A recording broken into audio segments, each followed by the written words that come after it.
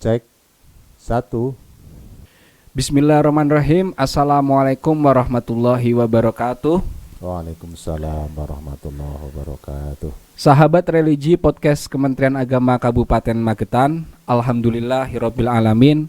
Kembali lagi dengan saya Bagus Fajar Adrianto di podcast Kementerian Agama Kabupaten Magetan. Pada kesempatan kali ini telah berkenan hadir narasumber dari beliau Bapak Haji Mutabiin, Magister Agama dari Kasih Bimais Kementerian Agama Kabupaten Magetan. Sahabat religi podcast Kementerian Agama Kabupaten Magetan, pada kesempatan kali ini kita akan berbincang-bincang dengan beliau dengan tema produk halal dan wakaf di lingkungan Kementerian Agama Kabupaten Magetan. Sebelum kita berbincang-bincang lebih jauh, kita sapa dahulu narasumber kita, beliau Bapak Haji Mutabiin, Magister Agama. Assalamualaikum warahmatullahi wabarakatuh, Bapak. Waalaikumsalam warahmatullahi wabarakatuh. Alhamdulillah. Bagaimana kabarnya, Pak? Alhamdulillah sehat-sehat semuanya. Alhamdulillah di puasa bulan Ramadan saat ini semangat ya Pak dalam beraktivitas. Semangat, ya, semangat. Baik. Baik Bapak, ini berkaitan dengan tema yang kita usung. Kita akan bicara tentang produk halal dan wakaf di lingkungan Kementerian Agama Kabupaten Magetan. Pertama Bapak, mengapa pelaku usaha itu harus mempunyai sertifikat halal, dan seberapa penting sih Pak sertifikat halal itu untuk para pelaku usaha? Sebelumnya saya aturkan terima kasih. Pertama, puji syukur kita aturkan kehadirat Allah Subhanahu wa taala. Salat salam semoga tetap terlimpah pada baginda Rasulullah Muhammad sallallahu alaihi wasallam. Allahumma sholli alaihi. Begini, jadi perlu diketahui oleh kita semuanya, masyarakat secara umum, kenapa sertifikasi produk halal itu menjadi penting bagi kita semuanya. Jadi kalau kita beranjak pada dawuh Rasulullah sallallahu alaihi wasallam, Allahumma sholli alaihi. Jadi al halalu bayyinun wal haramu bayyinun wa bainahuma mustabihatun. Jadi sesuatu yang halal itu jelas dan sesuatu yang haram itu juga jelas, dan di antara yang keduanya adalah sesuatu yang mutasyabihat atau yang meragukan atau ragu-ragu, seperti itu. Terkait dengan hal ini, maka sesuatu itu, kejelasan hal apapun itu kan harus ada wujudnya, ya, seperti itu. Orang tidak bisa mengatakan ini halal atau ini haram kalau indikatornya tidak jelas, seperti itu. Oleh karena itu, termasuk dalam hal masalah produk atau bagi pelaku usaha yang ingin menyajikan produk atau hasil usahanya kepada masyarakat atau konsumen, itu juga harus menunjukkan kejelasan kehalalannya itu sampai sejauh mana. Nah, seperti itu. Ya, untuk hal-hal semacam ini yang kekinian itu diatur oleh negara, diatur oleh undang-undang, sehingga kita nanti enak dalam berlaku dan melakukan suatu usaha, nanti semuanya akan dilindungi oleh sebuah aturan. Nah, di kita itu sudah ada namanya BPJPH, Badan Penjamin Produk Halal itu, yang sekarang ini lebih mudah dikenalnya dengan giat sertifikasi produk halal. Jadi semua hal-hal yang dikonsumen oleh masyarakat itu nanti biar masyarakat tidak ragu-ragu, ini hasil barang ini mau dikonsumsi ini halal atau tidak. Tidak hanya halal dari wujudnya, tapi dari hakikatnya kan juga harus kita ketahui kejelasannya. Nah, dalam hal ini kan perlu ada alat ukur, indikator yang itu akan dijembatani oleh pemerintah atau oleh negara. Nah, di Kementerian Agama juga terlibat dalam hal terkait dengan produk halal itu, ya, diantaranya adalah dengan kegiatan gerakan-gerakan sertifikasi produk halal. Sehingga nanti kalau masyarakat itu mau mengkonsumsi misalkan satu produk roti misalnya seperti itu, ini jelas ada kejelasannya, ada instrumennya. Tandanya apa? Wah, sudah ada label halalnya. Berarti ini sudah tersertifikasi, sudah terukur dan sudah teruji oleh yang berkepentingan atau yang berwenang melakukan uji pada produk tersebut. Sehingga ini penting. Orang kalau jelas, itu aja itu halal, jelas itu. Nah, kalau tidak jelas, maka menjadi keraguan oleh masyarakat. Akhirnya masyarakat tidak jadi mengkonsumsi barang tersebut. Jadi ini hal-hal yang terkait hal semacam ini perlu diketahui oleh masyarakat. Dan alhamdulillah kita sebagai warga negara Republik Indonesia ini semua yang terkait dengan unsur-unsur keagamaan atau nanti yang ada nilai di situ semuanya diatur oleh negara. Termasuk terkadang hal yang sifatnya dikonsumsi oleh masyarakat juga dilindungi dan diatur oleh negara dan dijembatani keabsahannya dengan adanya sertifikat halal. Jadi semua misalkan buka warung, ini warungnya sudah ada label halalnya. Berarti warung ini sudah diukur, diuji oleh aparat yang berwenang mengukur itu sehingga dia sampai bisa muncul sertifikat halalnya. Termasuk mungkin produk-produk yang lain. Ya, apakah sambal, apakah kerupuk atau apa kalau sudah sekarang sudah di mana-mana orang kalau apa istilahnya lihat mau konsumsi sesuatu pasti dilihat apa itu wadahnya itu wadahnya, wah ini sudah sertifikat halal, tandanya Pak sudah ada label halalnya, sudah ada nomornya, nomor serinya dan seterusnya seperti itu.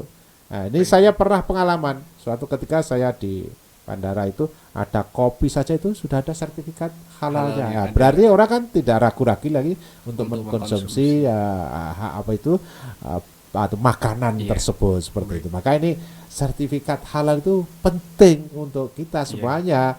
Ya, tidak hanya untuk pelaku usaha. Kalau pelaku usaha punya sertifikat halal nanti akan menguntungkan konsumen. Konsumennya akan berdatangan, akan yakin bahwa produknya itu sudah dilindungi negara, kemudian ada sertifikat halalnya, sudah tidak meragu-ragu lagi untuk diedarkan dikonsumsi oleh masyarakat seperti itu. Berarti secara tidak langsung manfaat dari sertifikat halal itu sendiri untuk pelaku usaha dia bisa meningkatkan penjualan.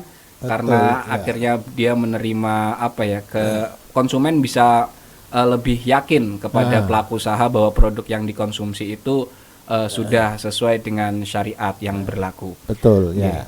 Kalau selanjutnya Bapak, saat ini di Kabupaten Magetan sendiri perkembangannya itu seperti apa ya Pak kalau produk halal? Alhamdulillah ya, semenjak kemarin ada gerakan sertifikasi halal sebelum WHO wajib halal Oktober itu sudah digalakkan oleh pemerintah dengan sertifikasi halal gratis itu. Itu alhamdulillah kan luar biasa minat masyarakat untuk melakukan sertifikasi produk-produknya di kegiatan tersebut. Karena itu mereka punya alasannya apalah membangun kepercayaan. Jadi membangun kepercayaan dengan melakukan sertifikasi itu nanti akan masyarakat tahu dan percaya, kalau bisa percaya nanti akan menguntungkan dirinya sendiri juga. Ya, yang di Magetan ini alhamdulillah perkembangannya sudah sangat bagus, walaupun juga kita terus akan melakukan pergerakan apa ya, terus akan mencari pelaku-pelaku usaha yang mungkin belum bersertifikat. Kita lakukan pendampingan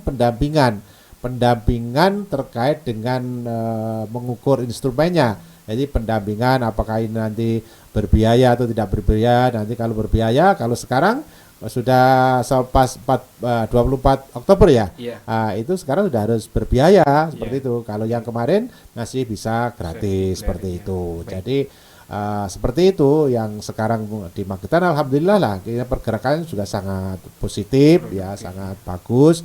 Masyarakat juga sudah antusias, walaupun ya kita terus bergerak. Barangkali nanti masih banyak juga yang belum masyarakat yang pelaku usaha yang belum terjangkau terkait sertifikasi halal ini, nanti dilakukan pendampingan oleh kawan-kawan dari penyuluh di lingkungan KUA kecamatan masing-masing. Seperti itu. Baik Bapak, untuk selanjutnya kita akan bicara tentang wakaf, pemirsa. Jadi beliau juga kan termasuk menangani perwakafan karena beliau kasih dari Bimais. Baik Bapak, manfaat wakaf itu sendiri untuk seseorang yang mewakafkan hartanya itu apa ya Pak? Terima kasih. Iya. Gini ya, jadi di Bimas Islam itu memang yang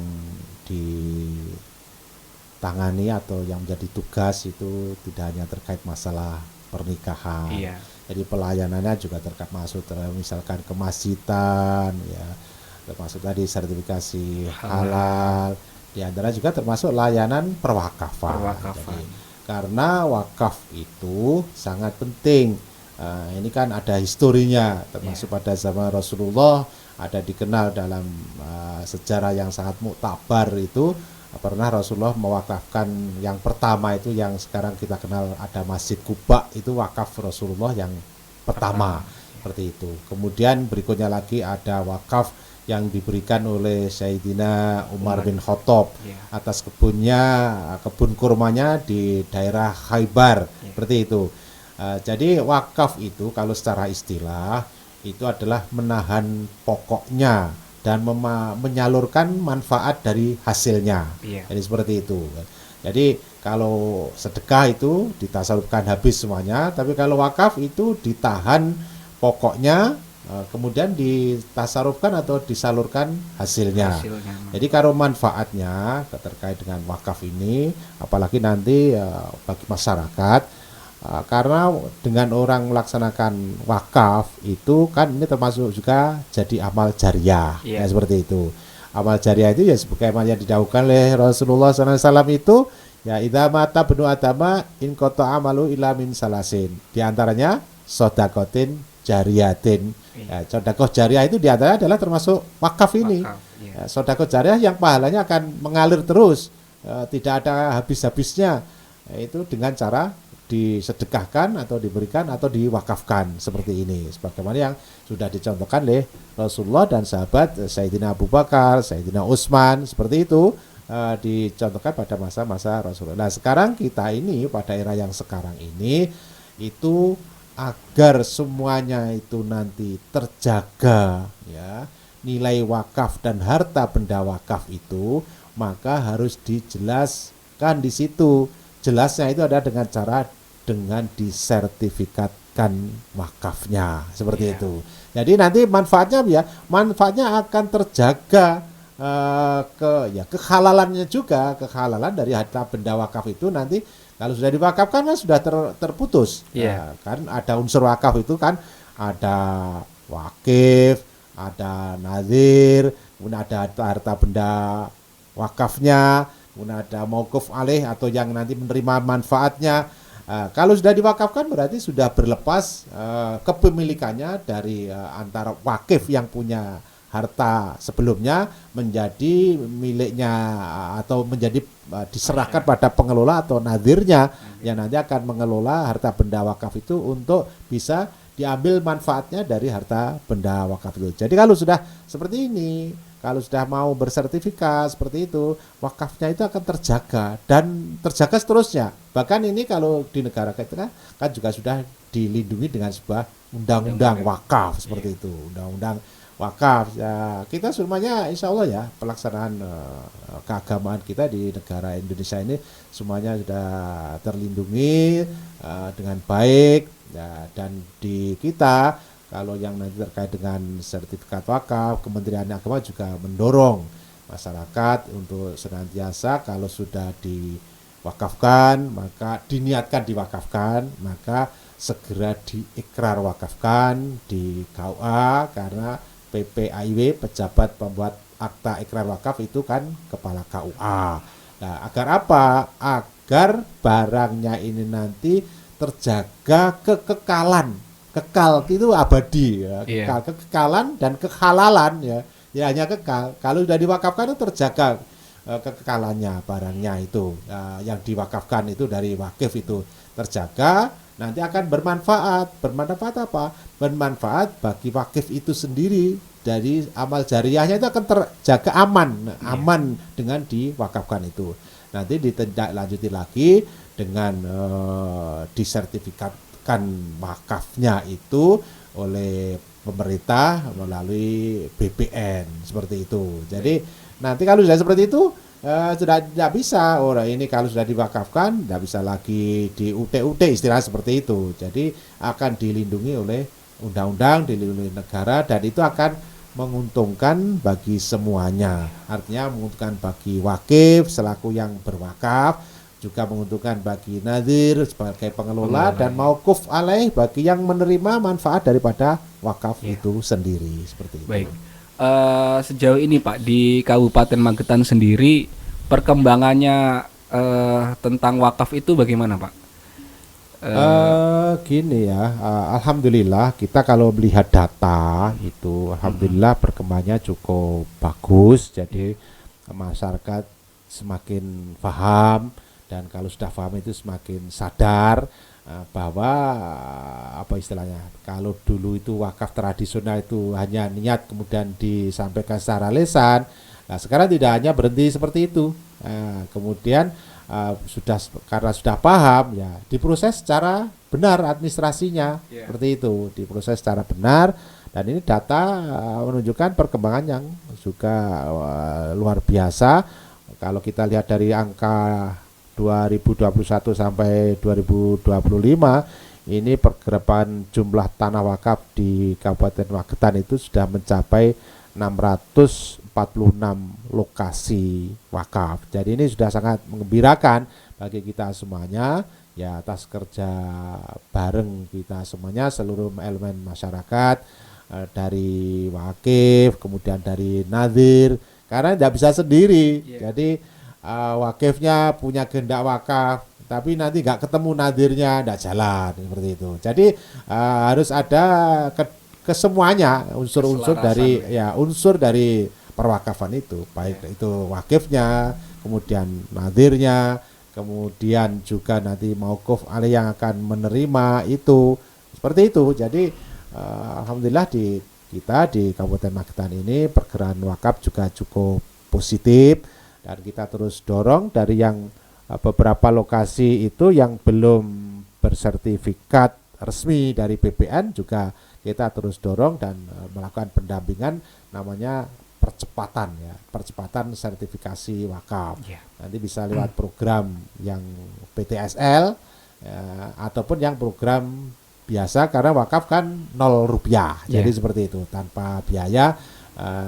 Ya tadi lah, semuanya kalau di negara kita tuh difasilitasi, karena ini kalau wakaf kan untuk umat, ya, untuk maslahatan umat. Jadi insya Allah lah semuanya akan dibantu oleh pemerintah dan dibantu oleh teman-teman kawan-kawan juga di lingkungan KUA kecamatan masing-masing untuk pendampingan terkait dengan kegiatan yang menjadi layanan dari kantor kita di Kementerian Agama dan kantor urusan agama, termasuk diantara adalah masalah perwakafan, seperti itu. Iya Bapak, ini yang terakhir ya Pak. Jadi setelah jenengan paparkan semua pengetahuannya tentang sertifikat halal, sertifikasi wakaf, pesan jenengan kepada seluruh masyarakat atau nanti penonton yang ada di rumah terkait dengan sertifikat halal dan sertifikat wakaf itu seperti apa Pak? Ini yang pertama saya akan merujuk dari yang saya sampaikan yang di awal tadi. Jadi kita kembali kepada konsep awal yang didawuhkan oleh Rasulullah tadi, ya, al halalu bayyinun. Halal itu juga harus jelas. Wal haramu bayyinun. Itu bisa berlaku di dua hal tersebut. Jadi bisa berlaku juga di masalah produk halal, dan juga bisa berlaku di masalah wakaf. Kesemuanya akan menjadi pelindung kita bersama-sama. Jadi dengan bersertifikat halal, menjadi orang yakin bahwa produknya itu sudah diukur oleh instrumen negara sehingga keluar sertifikat halalnya, dan itu akan menguntungkan semuanya, ya, meyakinkan para konsumen dan akan menguntungkan para pelaku-pelaku usaha karena menimbulkan kepercayaan, Keyakinan dan- trust, iya. kepercayaan. Dengan banyaknya kepercayaan, orang akan bicara, oh si itu sudah sertifikat halal ya. Akhirnya Meningkatkan ekonomi, konsumen iya. akan berdatangan. Iya. Kemudian yang kedua terkait dengan sertifikasi Wakaf. halal, ini juga sama. Orang yang wakaf atau wakif yang berwakaf dengan sertifikasi halal ini akan menjadi akan menjadi menguntungkan bagi dirinya juga, karena dengan sertifikasi wakaf itu wakafnya benar-benar terjaga secara instrumen kenegaraan, nanti ya tadi kembali terjaga kekalannya juga kehalalannya dari pengguna wakaf itu sendiri, mauquf alaih. Jadi nanti akan tumbuh manfaat bersama. Iya. Jadi bersama itu ya dari wakifnya mendapat manfaat, nazirnya juga mendapat manfaat, mauquf alaih yang menjadi penerima manfaat itu juga akan menerima kemaslahatan bersama dari masalah wakaf ini. Iya. Jadi saya kira masyarakat ya terus ya yang belum wakafnya belum bersertifikat diproses, walaupun ya harus sabar ya, Iya. karena tidak serta merta ya, harus dilakukan satu tahap seperti itu sampai nanti selesai pada titik sertifikatnya muncul dari pertanahan. Iya. Masuk juga yang halal juga seperti itu. Ya nanti ada pendampingan ya secara administrasi dari teman-teman di layanan KUA, didampingi ya, bersabar, mungkin juga kan tidak serta-merta juga ya, tapi insya Allah buktinya sudah banyak juga yang bersertifikat. Wakaf juga demikian, juga sudah banyak yang bersertifikat. Artinya proses itu kan bisa semuanya sampai finish, selesai, dan semuanya akan mendapatkan ya insya Allah lah keberkahan, kemanfaatan, kemaslahatan bersama seperti itu. Ya baik, begitu sahabat religi, di podcast Kemenak Kabupaten Magetan kita sudah benar-benar mendapatkan banyak ilmu pengetahuan dari Bapak Kasih Bimais, beliau Bapak Haji Mutabiin Magister Agama. Saya kira itu yang bisa kita sampaikan. Demikian bincang-bincang kali ini, dan terima kasih Bapak atas waktunya, Sama-sama. pengetahuannya. Semoga membawa manfaat dan keberkahan bagi seluruh masyarakat di Kabupaten Magetan. Dan saya sendiri sebagai host memohon mengundurkan diri dan mohon maaf apabila ada ucapan yang kurang berkenan. Wallahu muwaffiq fi ila aqwamin thoriq. Akhirul kalam, wassalamualaikum warahmatullahi wabarakatuh. Waalaikumsalam warahmatullahi wabarakatuh.